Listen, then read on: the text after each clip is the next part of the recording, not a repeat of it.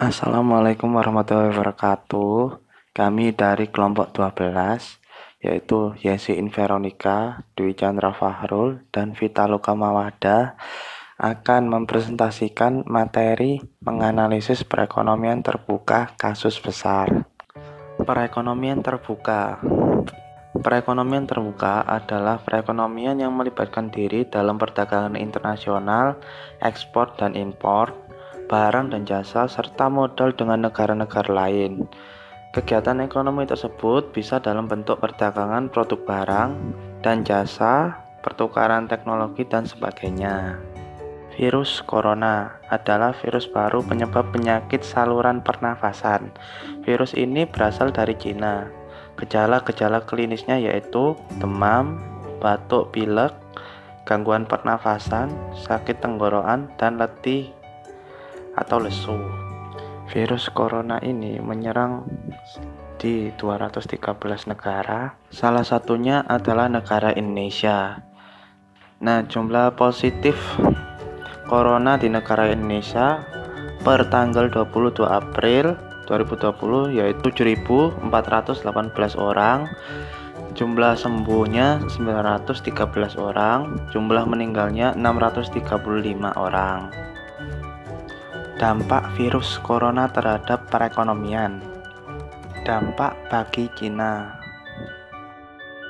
Dampak pada industri mobil. Dampak ini mulai dari masalah rantai pasokan hingga penurunan penjualan. Misalnya, Hyundai menghentikan produksi pabriknya di Korea Selatan karena kekurangan suku cadang dari Cina. Wuhan yang merupakan wilayah dengan kasus corona terbanyak, merupakan lokasi pabrik bagi GM, Nissan, Renault, Honda, dan grup PSA. Perusahaan ini secara langsung terdampak dari penutupan akibat virus corona. Dampak pariwisata. Wisatawan Cina menghilang dari destinasi pariwisata sebanyak 40%. Dampak penjualan. Kasus virus corona diperkirakan memperlambat pertumbuhan PDB dan pengeluaran konsumen di Cina.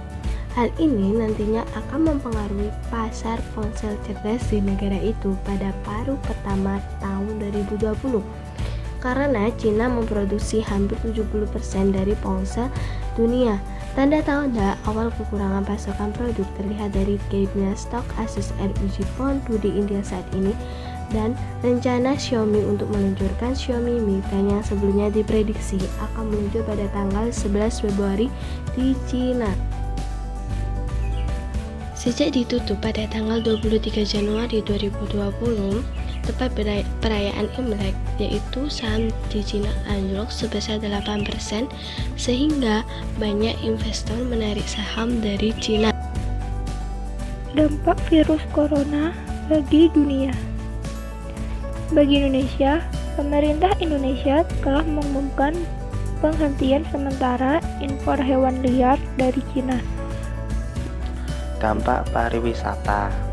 Dilansir dari Liputan 6, World Travel and Tourist Council memprediksi akan ada 75 juta tenaga industri, perjalanan, dan pariwisata yang bisa kehilangan pekerjaan mereka karena anjloknya angka turis mancanegara dan turis lokal juga merupakan hal yang tidak dapat dihindari. Mempengaruhi penjualan buah yang berasal dari Cina. Sejumlah tenaga kerja Cina tidak bisa kembali. Penurunan ekspor barang. Bagi dunia, Amerika Serikat dan Eropa harus bersiap-siap menghadapi penutupan paksa karena seluruh industri tergantung dari Cina. Kerjasama perdagangan dengan Cina terganggu. Contoh, mobil dan HP. Program pemerintah dalam menangani COVID-19 adalah sebagai berikut. Pertambahan anggaran perlindungan sosial dari 9,2 juta keluarga menjadi 10 juta keluarga penerima PKH dan untuk kartu sembako yang dinaikkan dari 15,2 juta orang menjadi 20 juta penerima. Pemberian stimulus ekonomi bagi UMKM dan pelaku usaha diprioritaskan untuk penggratisan PPh 21 untuk para pekerja sektor industri pengolahan penghasil maksimal Rp 200 juta untuk pembebasan PPN impor untuk wajib pajak, kemudian impor tujuan ekspor.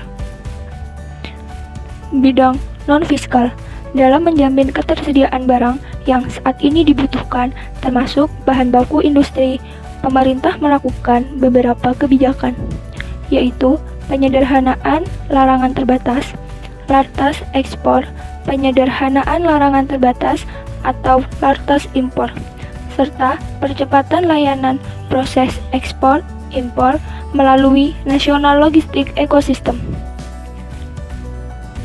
Keringanan dana atau penundaan pembayaran kredit atau leasing sampai dengan Rp 10 miliar, termasuk untuk UMKM dan pekerja informal maksimal 1 tahun.